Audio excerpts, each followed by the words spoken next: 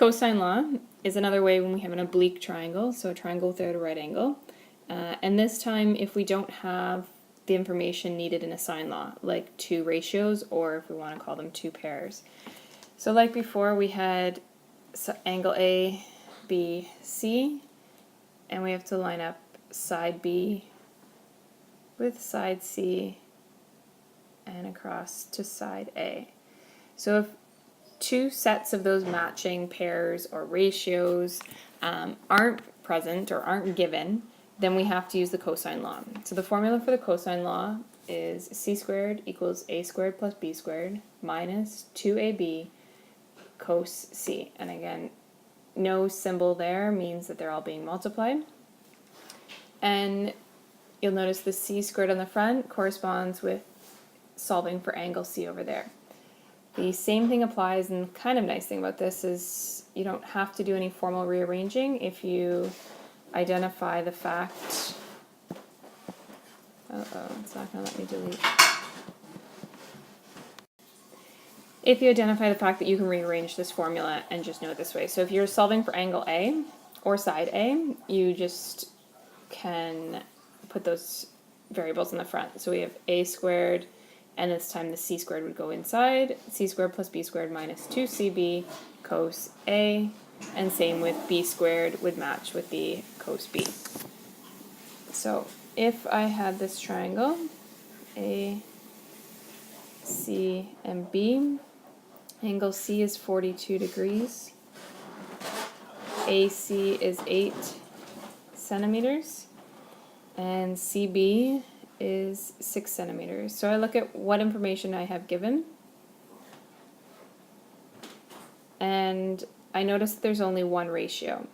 So there's only one set that matches if this was our x, that was our known. So there's only one pair here, and that's this angle C with side C. So I'm going to use C as my unknown. I'm solving for a side here. Like always, start with the formula. It's good to review your negative rules at this point, remembering that a negative times a negative equals positive, or a negative divided by a negative equals positive, and a negative by a positive equals negative. Those will come in handy. So c squared we don't know, it's going to stay unknown. A squared we have is 6, because all the way across angle A is 6. Side B is 8 squared minus 2 times 6 times 8. You can use the x as the time symbol. X gets confusing because when your variable is x, sometimes you're getting mixed up with that. So either using the dot or brackets is preferred. Times cos C, and we have C is 42. So now it comes down to simplifying and calculator work. So we know 6 squared is 36 plus 81 minus 2 times 6 times 8 is, and actually I'm just going to do this all together. So I've done this whole step on my calculator, and that's 71.34. And I have 45.66 equals c squared. We need to get rid of that squared. So to get rid of a squared, we do its opposite action. Just like the opposite of division is multiplication, the opposite of squaring something is taking the square root. So c is equal to, and on your calculator, now if you've just been following along, it's important to try these steps on your calculator to ensure that you're getting the same results. So now we know that the side length is 6.76 centimeters or 6.8 centimeters, both will work.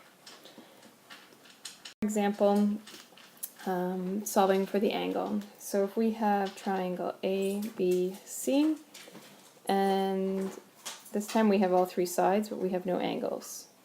So again, until I'm comfortable with it, I want to make sure I know where all my sides and angles match up to. And the question asks me to find angle B.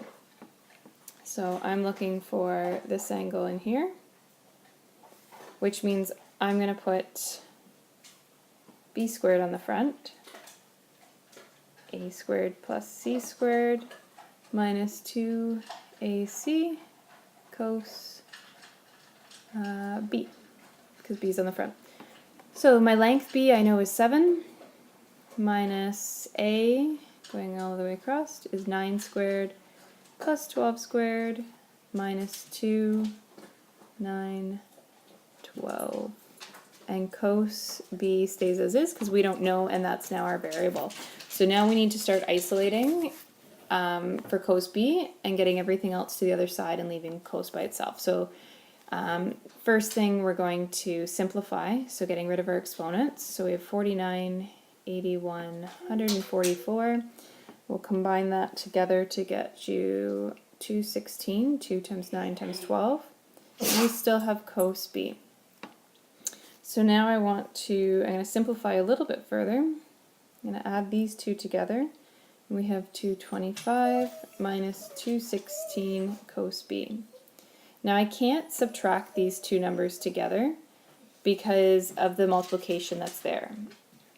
Let me just erase that.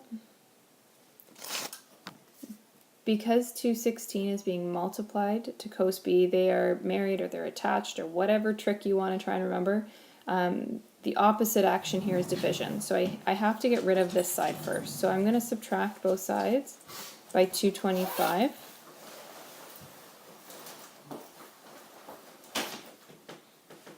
And I'm fairly flexible of where you write it as long as that you're showing me that it's happening on both sides. We know that 225 subtract 225 is 0, so we know that's gone. 49 subtract 225 is negative 176 equals, now the subtraction sign is now going to act as a negative, 216, so that can't disappear because it belongs to that 216 times cos b. The last operation that's present in this equation is that multiplication. Opposite of multiplication is division. We're going to divide by negative 216, keep that negative sign with the 216, and divide by negative 216. Any number divided by itself is equal to 1, and being a negative divided by negative, it's now going to leave it positive. So now I have cos b equal to negative 176 over 216. So this is saying that angle B is equal to the inverse cos of negative 176 divided by negative 216. There is no general rule with the cos formula that you may end up with a negative decimal here. You may end up with a positive. In this case it's positive because a negative divided by a negative. I'm just going to move it over here. So trust your instincts, but it doesn't hurt to double check your calculations and that you're moving things around. So the inverse cos of that is b equals 35 degrees. Remembering in complex problems where you're having to solve for more than one angle, you can always use the sum of a triangle rule, and knowing that the sum equals to 180 degrees. If you had more than one angle, you could hopefully be able to check them by adding them together.